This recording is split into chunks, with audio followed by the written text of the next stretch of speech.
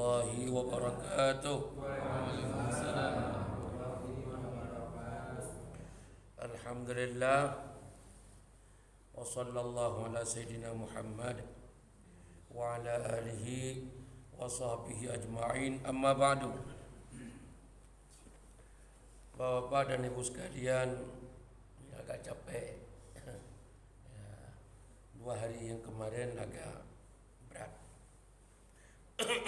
Ya. Ada hadis Rasulullah sallallahu alaihi wasallam tentang wajib kerjasama di antara kita. Kalau tanpa kerjasama akan punah satu sama lain,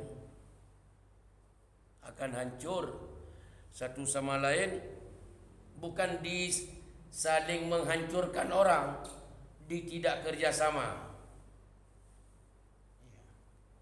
Rasulullah dalam hadis riwayat Imam Bukhari, beliau memberikan garis-garis kerjasama. Kalau tidak kerjasama di antara kita akan hancur satu sama lain. Bukan ingin menghancurkan, bukan, tapi tidak kerjasama itulah yang membuat menghancurkan secara tidak sengaja orang lain. Kalau orang lain hancur, kita pun hancur. Ya. Begini kata Rasulullah, masalul qaim fi hududillah, orang yang al-qaim fi hududillah, yang melaksanakan perintah Allah apa adanya, wal waqi' fiha, yang satu lagi dia tidak mau hukum Allah itu ditegakkan, dia roboh. Ini contoh. Peraturan yang satu mengatakan hukum Allah tegakkan di bumi ini. Contoh, kalau maling dipotong tangan, kalau pencuri dan koruptor tembak mati, umpamanya. Dirongrong oleh pihak yang lain, nggak mau, jangan. Ini hak asasi manusia, hak begini, hak begini. Jadi dua persoalan itu saling berbeda. Yang satu ingin menegakkan hukum Allah, yang satu tidak boleh karena ini hak asasi manusia. Kata Rasulullah, kama sali qaumin istahamu ala safinah, sama seperti kita naik sebuah pesawat, bukan pesawat sajalah, sebuah kapal laut, akhirnya dibagi 2, yang ke atas naik ke atas tingkat 2, yang di bawah tingkat 1. Katakanlah sebahagian di atas, sebagian di bawah. Ini sabda Rasulullah. Fasara ba'duhum alaha wa ba'duhum asfalaha. Ada orang yang di atas, ada orang yang di bawah. Fakana alladhi fi asfaliha, orang yang di bawah itu, iza staqau minal ma', kalau butuh air, dia maru ala man fawqahum, naik ke atas cari air, karena orang yang pegang air itu di atas, di tingkat 2. Orang yang di bawah kalau butuh air, haus, harus naik ke atas untuk ngambil air di atas. Kata orang atas, jangan ganggu kami, kami lagi tidur. Naik turun, naik turun, naik turun, itu mengganggu kami. Kata siapa? Orang yang di atas. Naik turun, jalan lagi, terganggu kami. Ya. Sudah, akhirnya tidak ada lagi orang di bawah. Kata Rasulullah, faqalu, musyawarahlah orang di bawah. Lau anna kharaqna fi nasibina kharqan, karena terganggu terus orang di atas, jangan lagi kita ganggu orang di atas. Kita di bawah ini, kita kerjasama untuk melobangi kita lubangin kapal dari bawah. Itu kan hak kita di bawah. Ya, mereka jangan diganggu. Kalau kita ngambil air ke atas, terganggu mereka. Tapi kalau begitu, kita ngambil air dari bawah. Lubangin kapal laut, ngambil air di bawah. Apa kata Rasulullah?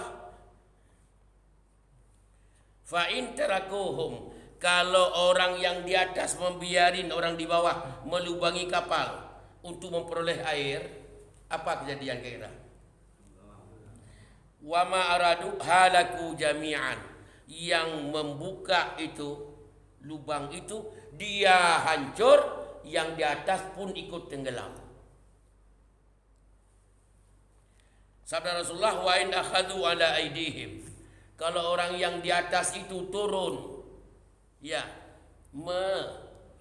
menindak dan mengambil tangan mereka untuk tidak jadi di lubangnya kapal laut itu, menyelamatkan orang di bawah selamat dan mereka pun selamat. Najau kata Rasulullah jami'an.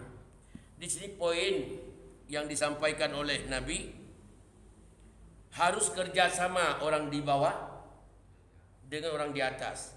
Makanya kalau ada yang Anda merasa terganggu dengan orang di bawah, jangan naik melulu ke atas. Kami lagi tidur, naik terus.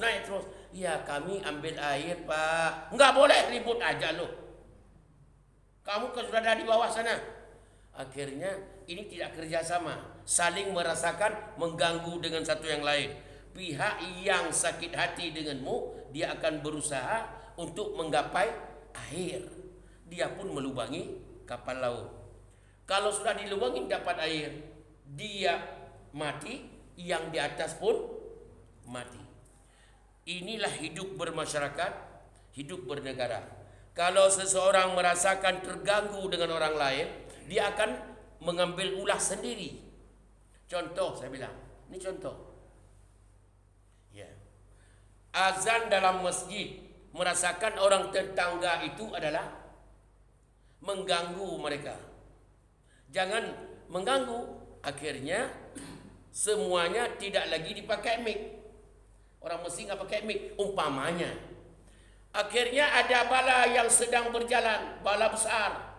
Sebenarnya diumumkan di mic, jangan umumin. Takut mengganggu orang itu. Padahal bala itu sedang datang ke dia. Langsung dia datang, kenapa nggak diumum? Kami nggak tahu kenapa nggak diumumin. Kami takut mengganggu Anda. Tidak kerjasama dalam masyarakat akan menghantarkan yang mengarasa dirinya terganggu akan mati punah, yang mengambil cara lain pun akan mati punah. Kalau begitu dalam masyarakat harus kerjasama satu sama lain.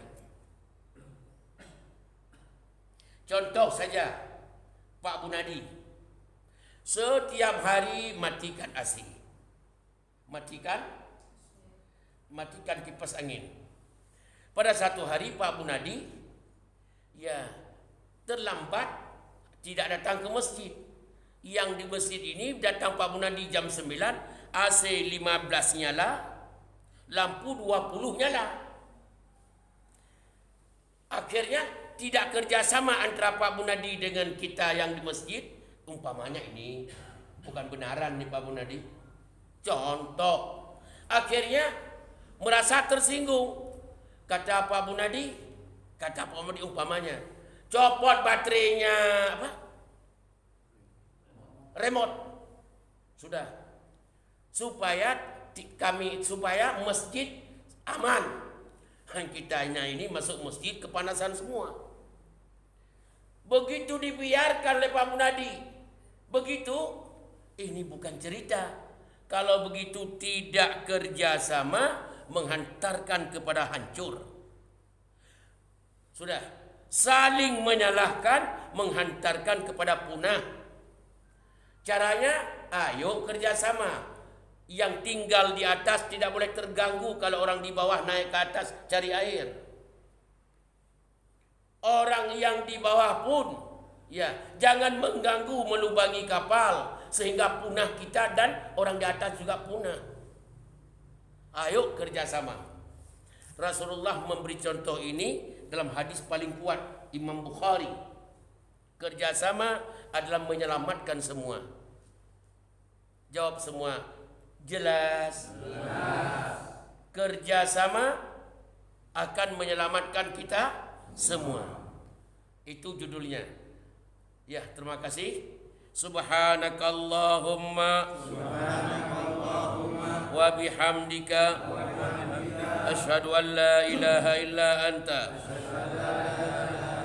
astaghfiruka wa atubu ilaik. Wassalamualaikum warahmatullahi wabarakatuh.